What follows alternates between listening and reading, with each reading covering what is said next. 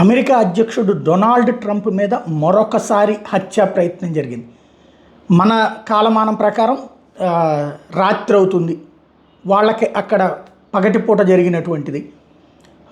ఇంతకుముందు జరిగింది తను సభలో మాట్లాడుతుండగా ఎదురుగుండా ఉన్నటువంటి ఒక బిల్డింగ్ నుంచి అక్కడ ఉన్నటువంటి టెర్రస్ మీద నుంచి జరిపినటువంటి కాల్పులు, అక్కడ ఉన్నటువంటి రేకులు దాని మీద నుంచి జరిపినటువంటి కాల్పులు. అప్పుడు పక్క నుంచి దూసుకు వెళ్ళింది, తన చెవికి గాయమైంది. అక్కడ ఉన్నటువంటి వాళ్ళు కొంతమంది చనిపోయారు.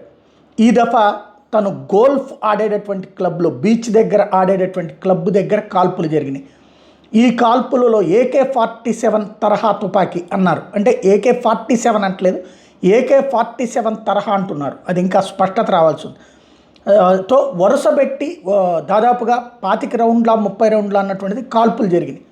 అయితే సకాలంలో అక్కడ ఉన్నటువంటి సెక్యూరిటీ సిబ్బంది వెంటనే ఆ వ్యక్తిని పట్టుకున్నారు. ఆ వ్యక్తిని ప్రస్తుతం అదుపులోకి తీసుకున్నారు.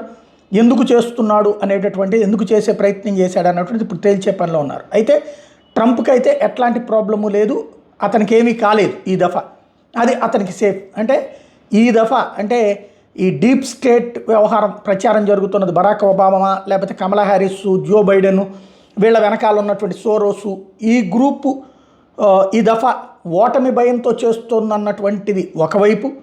రెండో పక్కన ఓటమి భయంతో చేసేటట్టయితే ఈ టైంలో ఎందుకు చేస్తారు, ఇది ట్రంపే చేయించుకున్నాడని మరొక వైపు ఏమన్నా భవిష్యత్తులో ప్రచారాలు జరుగుతాయేమో తెలియదు. ఎందుకంటే మన దేశంలో అయితే కనుక ఎవరికైనా దాడి జరిగితే వాళ్ళే చేయించుకున్నారని ఒకళ్ళు, అవతల వాళ్ళ వైఫల్యం అని మరొకళ్ళు ప్రచారం చేస్తారు. ఇప్పుడు అమెరికా కూడా మన తరహా దరిద్రమే తయారవుతుంది కాబట్టి తెలియదు. కానీ ప్రస్తుతం అయితే మాత్రం నిందితుడిని అరెస్ట్ చేయడం జరిగింది. నిందితుడిని విచారిస్తున్నారు. క్రిందటిసారి నిందితుడైతే కాల్చి చంపబడ్డాడు. ఆ తర్వాత ఇంతవరకు దానికి కారణం ఏంటన్నది కనుక్కోలేకపోయారు.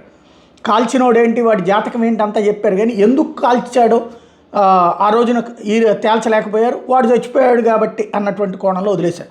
మరి ఇప్పుడన్నా అసలు ఏం జరుగుతోంది అమెరికాలో? వరుసగా 2 హత్యా ప్రయత్నాలు. అమెరికా అధ్యక్షుడిగా ఒకప్పుడు పనిచేసి మళ్ళీ అధ్యక్ష ఎన్నికలు పోటీ పడుతున్నటువంటి ట్రంప్ మీదనే ఈ సంఘటన చోటు చేసుకోవడం అన్నటువంటిది షాకింగ్ పరిణామాలే.